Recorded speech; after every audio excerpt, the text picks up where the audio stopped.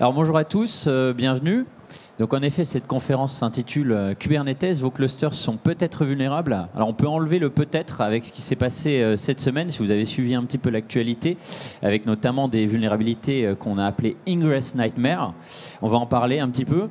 Le but de cette conférence, ça va être de vous présenter rapidement Kubernetes, le niveau de sécurité par défaut qui n'est pas bon, les mesures de durcissement qu'on peut mettre en place et des attaques concrètes. On va en voir 3 au moins, on verra si on a le temps, sur des clusters Kubernetes et comment élever le niveau de sécurité à la fin de son cluster quand on est aussi défenseur, de voir la vision attaquant et la vision défenseur. Alors très rapidement, donc Maxime Girardet, pentester chez Advance Sud-Ouest. Voilà, j'aime tout ce qui est Docker, GitLab, bien sûr Kubernetes, tout ce qui est open source et je suis également conseiller municipal de ma ville, Arcachon. Je le glisse ici. Alors donc de ce sommaire, en 4 parties, une introduction, à quoi sert Kubernetes, quelques notions de base, quelques glossaires, parce qu'on emploie beaucoup de termes, de jargon, donc pour éviter de vous perdre, on va présenter ça rapidement. Une architecture de base, que ce soit d'un point de vue réseau ou d'un point de vue système. Et puis ensuite, on verra donc la surface d'attaque, les scénarios d'attaque, des techniques générales d'élévation de privilèges, que l'on va ensuite rendre concrètes dans le grand 3 avec des attaques d'un cluster Kubernetes. Au moins 3, on fera peut-être Ingress Nightmare en fonction du temps. Et enfin, donc, comment se protéger, les remédiations, le référentiel de sécurité qu'on va pouvoir suivre, les outillages, une méthodologie d'audit Kubernetes que nous on réalise chez Advance. Et puis également, on va parler comment surveiller efficacement un cluster Kubernetes pour détecter d'éventuelles attaques. Alors, à quoi ça sert Kubernetes? Premièrement, c'est un orchestrateur de conteneurs. Un orchestrateur de conteneurs, ça va nous permettre tout simplement de prendre des conteneurs et de les gérer au sein de différents nœuds, de différentes machines virtuelles ou machines bare metal, de telle sorte que ces dispositions soient optimisées. Donc, on pourra faire du scaling vertical ou horizontal. Si on a une application, par exemple, qui a beaucoup de trafic à un instant T, on va avoir beaucoup d'instances de notre serveur web. Et puis, si à minuit, on a 0 trafic, on va pouvoir même descendre jusqu'à 0 instance pour tout simplement décommissionner l'application. Donc ça, c'est le scale to zero. On a des automatisations aussi des déploiements qui sont possibles avec la CI/CD, du GitOps, donc pour pouvoir tout simplement avoir un dépôt Git qui reflète l'état de notre infrastructure, etc. Et bien sûr, tout ce qui est infra as code, puisque Kubernetes se définit avec des manifestes en YAML qui sont donc du code source. Et donc, on va pouvoir tout simplement représenter notre infra avec ce code source. Alors l'état de la menace, ici on a quelques chiffres. En 2023, on a eu de grosses attaques chez AWS avec des compromissions des clusters, des vols de secrets, des crypto-miners installés sur les clusters. On a plus de 500 clusters qui ont subi des vols de secrets en 2024 et la CNCF, donc qui est la Cloud Native Computing Foundation, qui régit un petit peu tout ce qui tourne autour de Kube et plus généralement autour du cloud, nous indique qu'on a environ 80 000 attaques mensuelles sur le cluster Kubernetes. Donc c'est vraiment un sujet qui est important, il faut s'en préoccuper aujourd'hui. Toutes les grandes entreprises du CAC 40 et pas que, grandes entreprises en général, ont utilisé du Kubernetes, on le sait, c'est adapté pour des applications qui doivent scaler et donc ces entreprises-là sont exposées. Bon, petit glossaire sur qu'est-ce que Kubernetes. Alors, ici c'est quelques mots. Un pod, ça va être la plus petite unité de l'infrastructure Kubernetes. Plus généralement, on va dire que c'est un ensemble de conteneurs qui vont devoir bouger ensemble au sein du cluster. Voilà, donc on peut imaginer un serveur web et une base de données, par exemple, qui doivent rester toujours ensemble parce qu'elles partagent un fichier. Elles vont faire partie d'un même pod.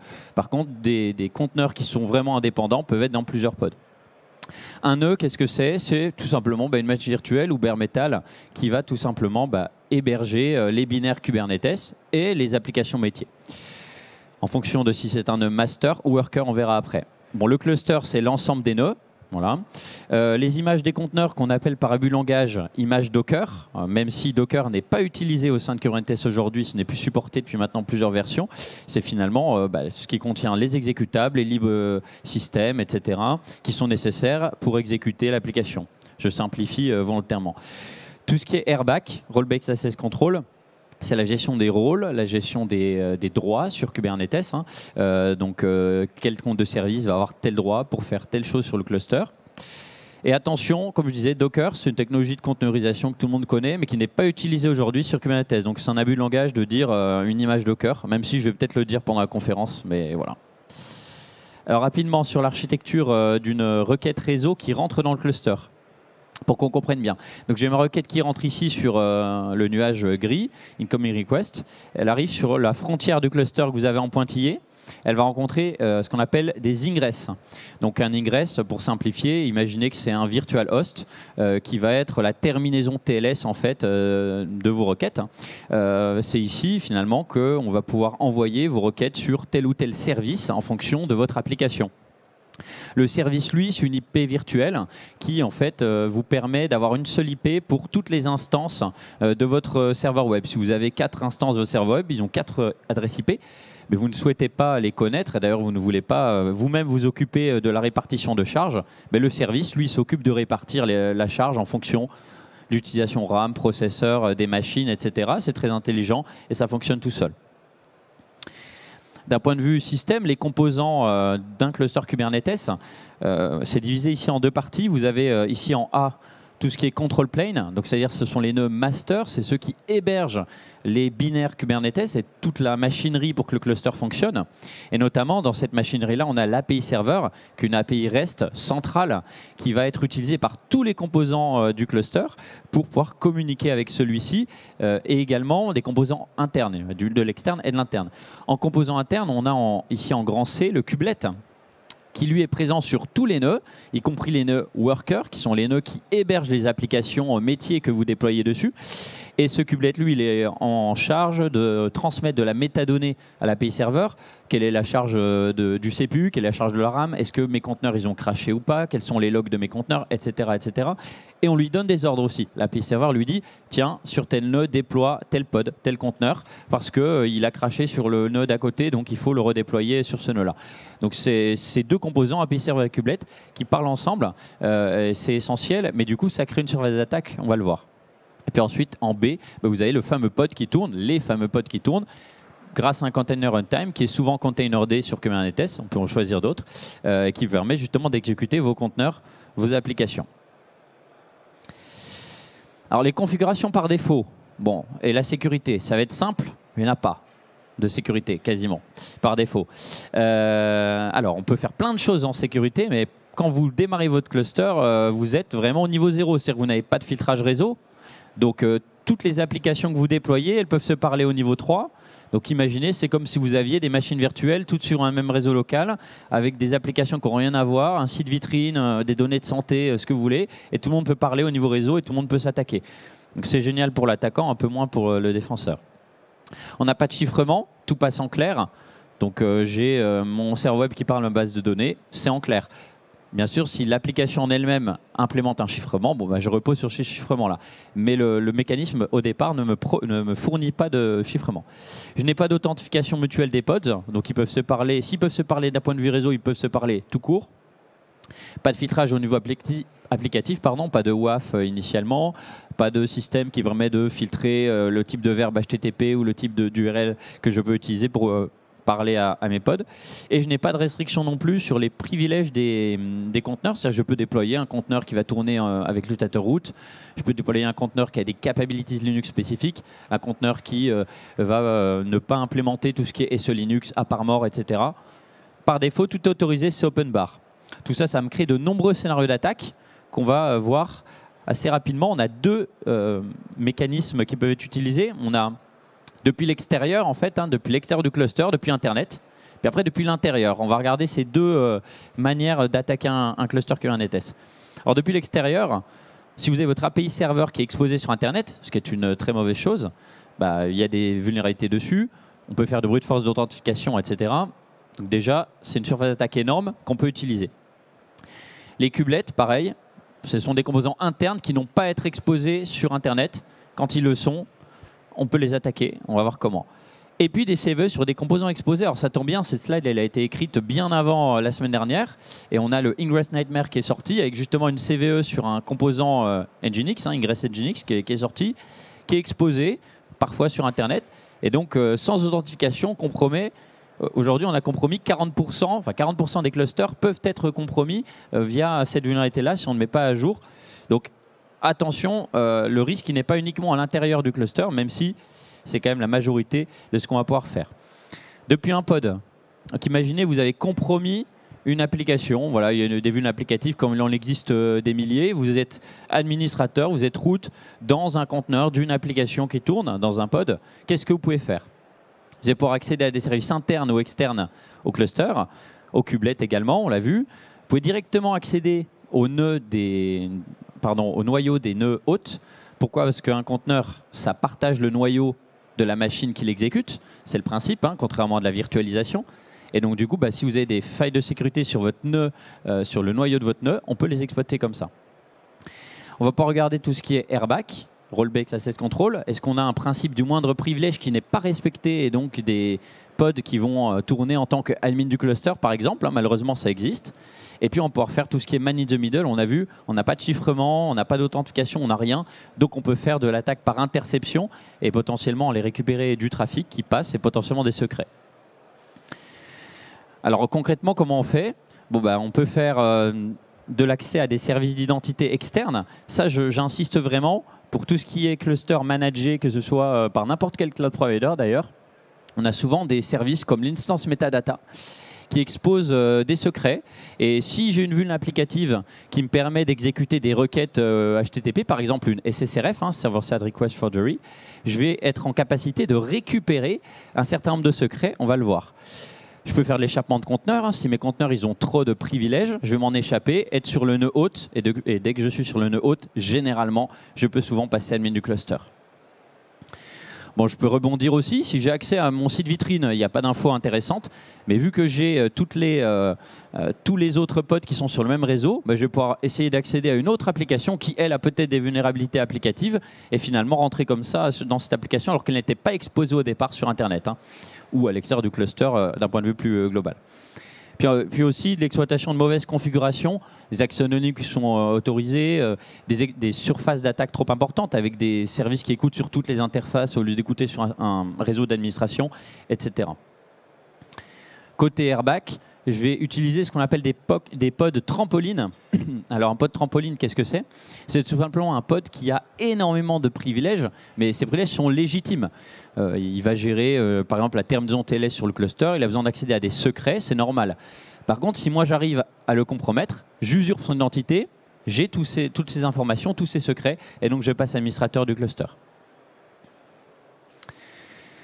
Alors, premier cas concret, c'est très simple, c'est pour introduire un petit peu les suivants. Donc, j'ai une exécution arbitraire de code sur un pod, donc dans une application, voilà, quelconque. Ici, c'est Gravity, peut-être que vous connaissez, c'est un API manager. Et on se rend compte, en fait, sur la capture de gauche, entouré en rouge, on se rend compte qu'on a un cluster role, donc on a un rôle qui est valable sur tout le cluster, qui est ici marqué en critique. Et quand on regarde à droite, on voit qu'il peut faire un get, un list et un watch sur les config maps et les secrets.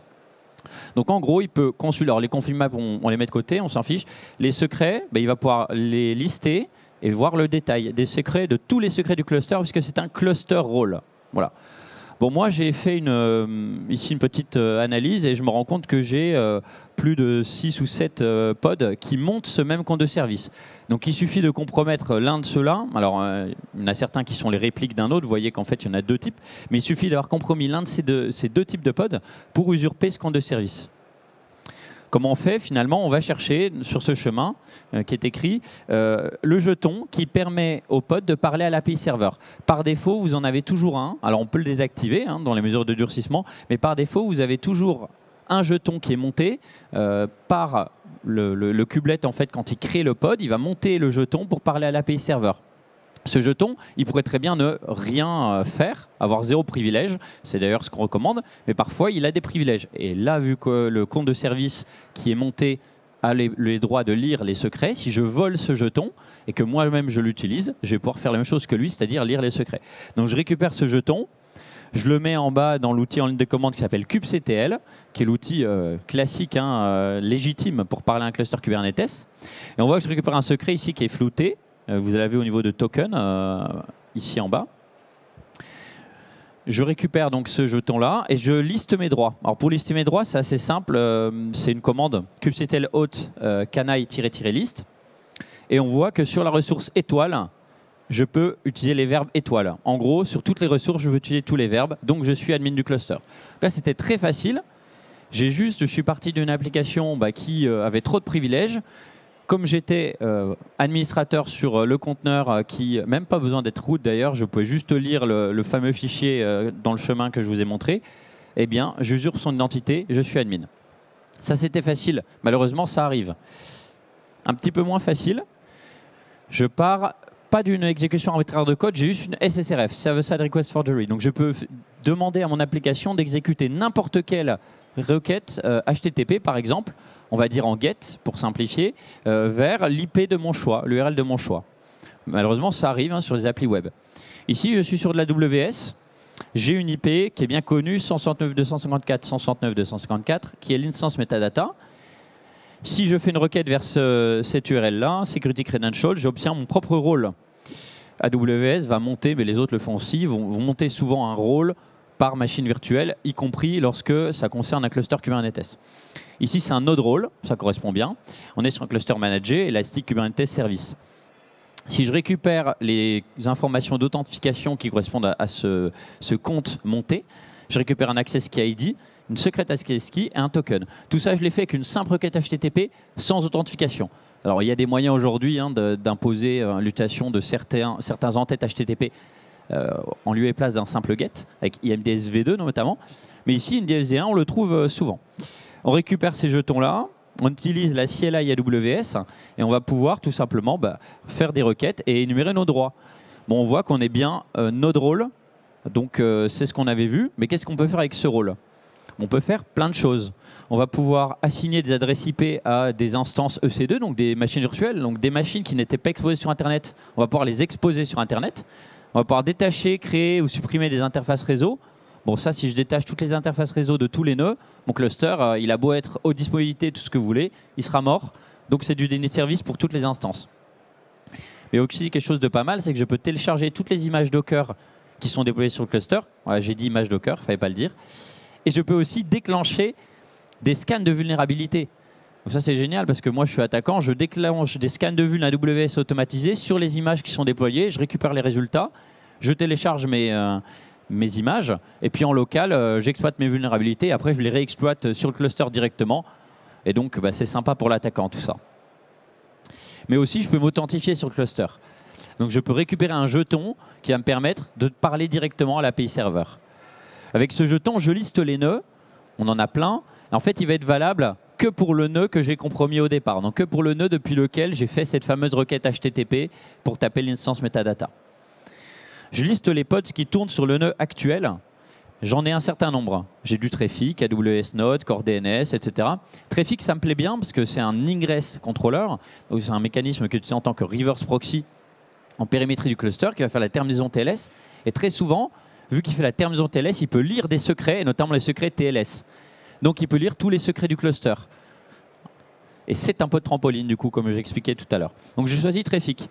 Je peux donc usurper son identité. Pourquoi? Parce que le node role AWS me donne les droits d'usurper le compte de service de n'importe quel pod qui tourne sur le nœud qui correspond au node role.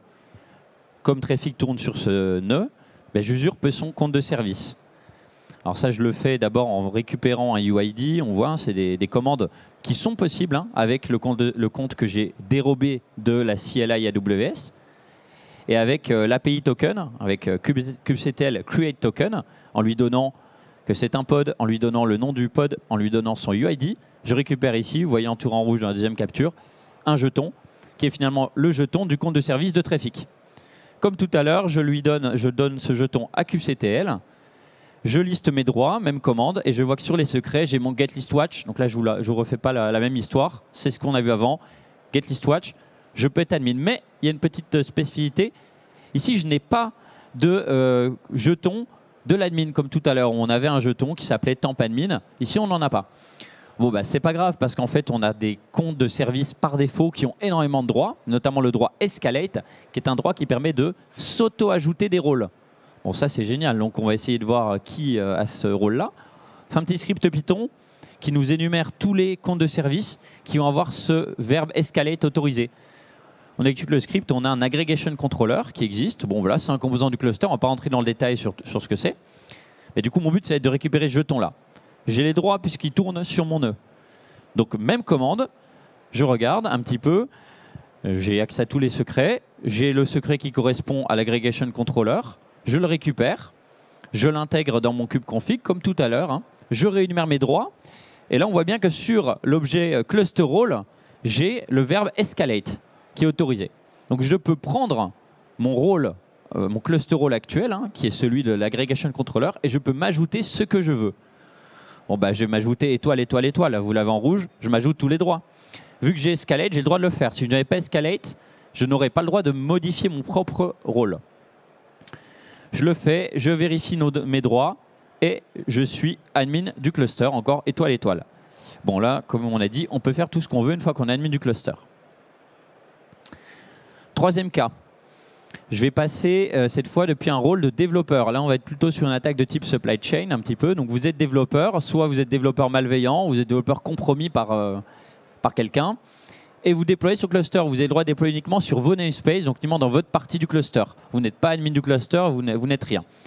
Et vous avez des failles de sécurité qui sont apparues l'année dernière, qui s'appellent Leaky Vessels, qui là ne concernent pas Kubernetes, hein, qui concernent runC, qui est un composant Linux qui permet de faire tourner des conteneurs, pour simplifier. Et ce composant, on a eu 4 CVE. Alors j'en ai choisi une. Et en fait, ce ne sont pas des composants cubes, ce sont bien des composants système. Donc même si vous avez un Kubernetes à jour, si votre Ubuntu dessous, par exemple, n'est pas à jour, vous étiez vulnérable. Alors la preuve de concept, elle est simple. Je déploie mon pod. Je vais déployer avec un working dir, voilà, qui est présenté ici. Alors bon, en revue de code, peut-être que ça passerait inaperçu. On voit ça qui se déploie sur un pod normal. On voit working dir. Si on ne sait pas ce que c'est, on va pas forcément penser que c'est malveillant. Mais il est déployé sur le cluster. Donc je suis admin, j'y accède. Je suis dans mon pod, hein. Je fais mon cat etc shadow, hein, donc qui est normalement réservé à un super utilisateur. Bon, bah, je suis root dans mon conteneur, donc très bien, je vois, mais j'ai du root 0, donc c'est vide, je suis bien dans un conteneur, ça ne me donne rien, je suis dans mon propre conteneur que j'ai déployé, aucun intérêt. Je fais un petit pass traversal, on le voit en bas, avec des points, slash, j'en fais plein, etc shadow, et là je vois que c'est différent. Bah, pourquoi c'est différent? Parce qu'en fait, je suis sorti de mon pod, de mon conteneur, pour être sur le nœud hôte. Donc en fait, je viens de faire un échappement de conteneur, alors qui est possible parce que j'avais déployé ce fameux working dir, et c'est ça la CVE en fait, en tout cas une des 4 que j'ai choisies ici. Bon, le comportement attendu d'un cluster cube, normalement, c'est de se dire si je déploie un pod malveillant, bah, il n'y a que ce pod qui est malveillant et c'est tout, je suis censé être isolé. Là, le comportement qu'on avait, bah, non, ce n'était pas le cas, c'est-à-dire que tout mon cluster peut être compromis avec juste un pod malveillant. C'est dommage pour un environnement mutualisé. Et donc après, je suis root sur le nœud, et root sur le nœud, bon, route sur le nœud, ça permet de faire quelque chose de très simple, ça va être de récupérer les certificats et clés privées du kubelet. On a vu le kubelet, il parle à l'API serveur et il lui parle avec beaucoup de privilèges. Donc je récupère ces droits-là, enfin en tout cas ces fichiers-là, je les intègre dans mon kubectl, j'énumère mes droits et je peux de nouveau lire les secrets. Je vous la refais pas, c'est la même, je lis les secrets, CF cas précédent. Bon, les leçons à retenir de tout ça, ça va être de mettre à jour les nœuds et pas uniquement Kubernetes. Si vous mettez uniquement à jour vos binaires cubes, vous allez vous protéger de plein de failles de sécurité. Mais on a une surface d'attaque qui est bien plus large que uniquement les binaires cubes. On a containerd, on a runC, et puis on a le noyau en général des nœuds. Surveiller la création des pods, pourquoi pas avoir une liste de verbes, en tout cas de mots-clés malveillants dans une spécification d'un pod, et puis encore mieux, avoir une liste blanche de mots-clés que vous établissez, et du coup, si quelqu'un met un working dir alors que vous ne le connaissez pas, le pod est refusé, tout simplement. Alors, Ingress Nightmare, rapidement, donc là, on a 5 CVE qui sont sortis, qui ont été dévoilés la semaine dernière, qui concernent Ingress Nginx. Donc, c'est assez... ça touche beaucoup de clusters, 40% des clusters on a dit, c'est par défaut sur un certain nombre de clusters. Comment ça fonctionne? En fait, vous avez un admission webhook qui peut être exposé sur Internet ou vers l'intérieur du cluster uniquement, ça dépend. Cet admission webhook, en fait, via les 4 premières vulnérabilités, on va pouvoir injecter de la configuration dans Nginx et de la configuration qui va être finalement une injection de commande. Alors on a du code Lua, on va faire une injection de commande. Ici vous le voyez sur la ligne 41, on va injecter, voilà, là où il y a écrit replace. En fait c'est ici que je vais pouvoir mettre mon code Linux, mon code système qui va être interprété.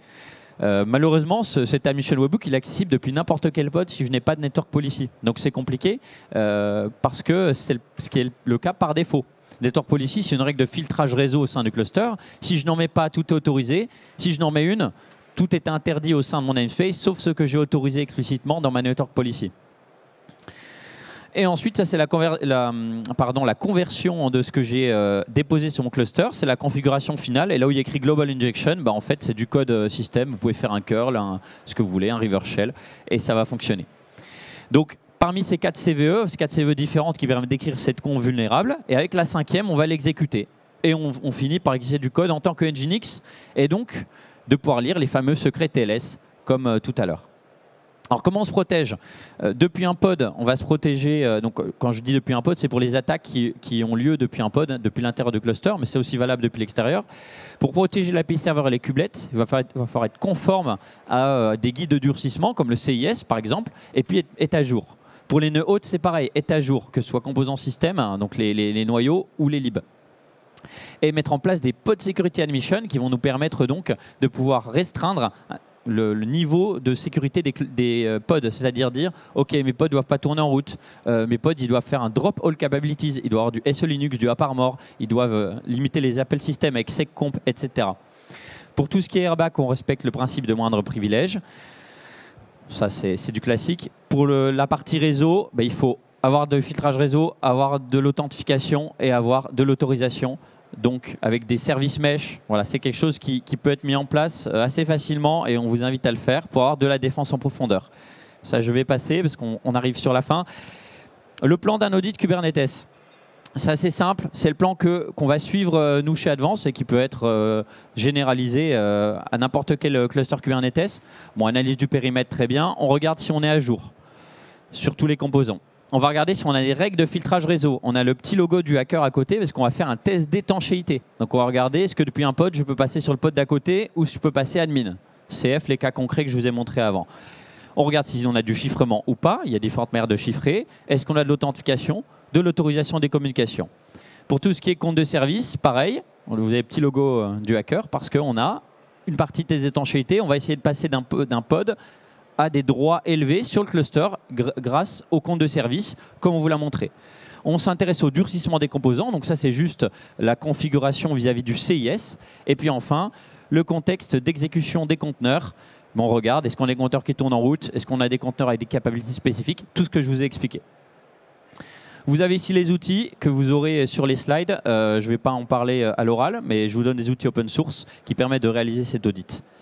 Et enfin, je vous parle très rapidement du plan de surveillance. Chez Advance, on a monté un plan de surveillance pour Kubernetes qui est basé sur mes attaques d'un cluster Kubernetes. Donc, c'est la vision attaquant qui a été prise. Ici, je vous ai mis quelques règles, il n'y a pas, bien sûr pas tout. Le but, ça a été quoi? Ça a été de se dire, OK, quand je suis attaquant, je fais telle ou telle opération pour élever mes privilèges. Bon, qu'est-ce que je génère comme log derrière et comment je le détecte? Et donc, on a un certain nombre de règles avec des composants de politique de sécurité comme Kyverno qui vont nous permettre de détecter des comportements malveillants. Ce qui est important, c'est de vraiment auditer ces clusters avant de pouvoir les protéger avec un plan de surveillance, parce que sinon, on va avoir des règles qui vont faire sonner du faux positif et ça ne sert strictement à rien. Voilà. En conclusion, on est sur un système qui est complexe. On a beaucoup de couches à sécuriser, vous avez vu. C'est très compliqué là en 30 minutes de tout vous présenter. Moi, je vais peut-être aller un petit peu vite, mais le but c'était de vous présenter rapidement tout ce qu'on pouvait faire. Il faut donc de la défense en profondeur et surtout, faites auditer vos clusters Kubernetes. Je vous remercie et je suis à votre écoute pour vos questions. Merci et bravo Maxime pour cette belle première conférence. C'est vous qui inaugurez l'espace du Tech Lab. Malheureusement, pour les questions, elles vont se faire sur votre stand. Très bien, oui. Nous allons enchaîner avec le prochain orateur. On va rappeler que Advance se trouve en stand C3.